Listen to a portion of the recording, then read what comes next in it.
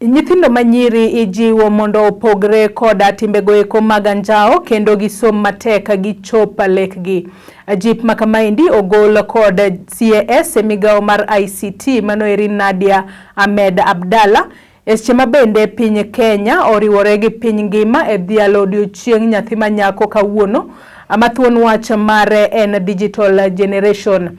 Nyasi noero mabende obagi Roalanda Camp Jamhuri Buore Nairobi bende okwayo nyithindo manyiri mondo bede ong'ala manyime mara sirore giwegi kendo gineni giduto gichopo lek mekgi.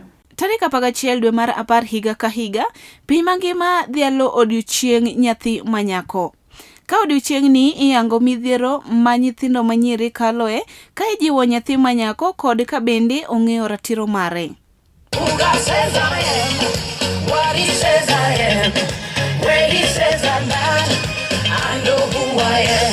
Nyithindo manyiri mawuok e kar dak ma Kibra ne oyudo thuolo mar yudo puonj kod hilo mokalo. And I dream, and I work hard, and I don't give up, and I was made the way I am today. Laktar Ademola Olajide ne oyudo thuolo matwak ewi digital generation, our generation. The theme for this year's International Day of the Girl Child is Digital Generation, Our Generation. This tries to highlight the fact that for everybody, whether male or female, to achieve their full potential, technology has become an enabler. However, we do know that access to technology also has a gender divide. And also the insecurities that we find in the cyberspace affects young women, especially girls, a lot more.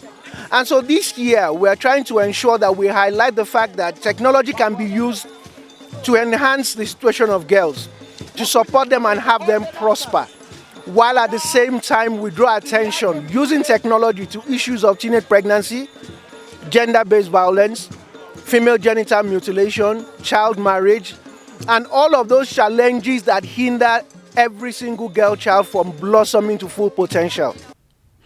CAS mar ICT Mikai Nadia Ahmed Abdalla mabende ne en wendo modhial nojiwo jomanyiri ka ne okono gi ngimane kaka ne odongo. Nadia ne okonowa gimomiyo nokawo thuolo makamano. We are here today at Roland Camp together with UNFPA, Polycom and other partners to celebrate International Day of the Girl Child.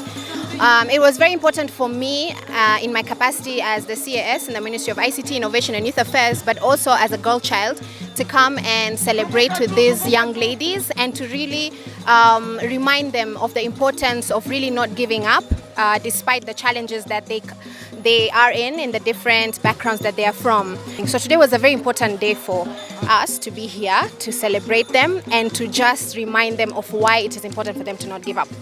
Mikai Nadia nokonowa ber mar bedo kod odiochieng' mar dhialo nyathi manyako. Mabende ne oketo singo e kinde kod nyithindo manyiri. Yeah, I mean, you see, inspiring the girls is a very simple thing. What you have to do is not only talk to them, but you also have to share with them your story of where you came from and why it's important for them to never give up and be part of it. So like today, I shared with them a story about myself, where I come from. A lot of times, young girls usually think that people just come out of nowhere and become or stay in the place that they are in. But I shared with them a story about where I came from, the hard work that I need to put, and despite the challenges that I've gone through, such as bullying, such as the background that I came from, it was important for them to understand that they can do it and they can be it. So be it in parliament, be it in the executive, be it where it is, as long as women, both in these spaces, if we are able to share with them their stories, we're able to mentor them and we're able to open doors to them to see what it's like to be in those positions, then these girls will immediately and effectively want to be the same way. Director ma Polycom Mikai Jane Anyango ne olero ne TV mar Lolwe ni nyasi makawuono en nyasi mar 9 nyaka ne gichak jiwo nyithindo manyiri to ahinya mawuok e kar dak ma Kibra. Wane mwa organize sherehe mar International Day of the Girl Child. Ma irien sherehe wa mar 9. nyaka nodiochieng' ni chakre, nochakre in the year 2012. Kane jo UN oneno ni nyithindo manyiri nitie gik ma gidhi through mang'eny oko kacha, to koro ber mondo gibed godiochieng' mipare gik ma gisetimo gi kaka struggles gi, mondo ji obed abeda ka paro ni ka ber to onego bed ni waparo nyithindo manyiri e tijewa mapile pile. Kawuono wawacho ni digital generation our generation. Manyiso ni sani wawuoye gik piny odhi digital, to nyithindo ng'enyne ok ong'eyo ni digital ni eri life ni eri nyalo konyogi nang'o, to be nitiere mapok otudore gi weche mag digital.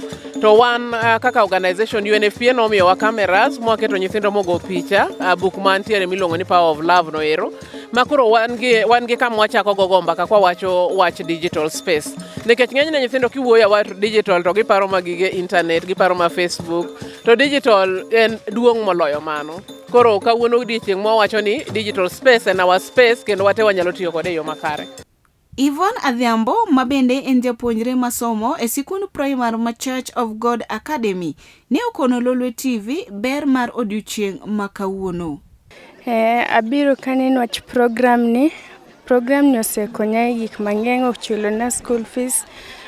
Program ni onyiewo na nyaka uniform, buge onyiewo na, emomiyo amor gi odiochieng' ma kawuono biro kanyo.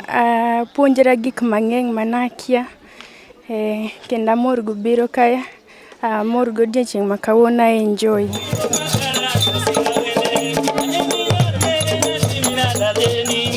Kawuono en odiochieng' moyangi madhielo nyathi manyako e piny ngima, ka kawuono ne wayuore nyasi molos kod Polycom Development Project. Duolno ero madil kod nyithindo manyiri to ahinya e kuonde dak maongore. Ka thuon mar wach mane nitie higa ni eri en mar Digital Generation Our Generation. Ne Lolwe TV, an Elizabeth Otieno.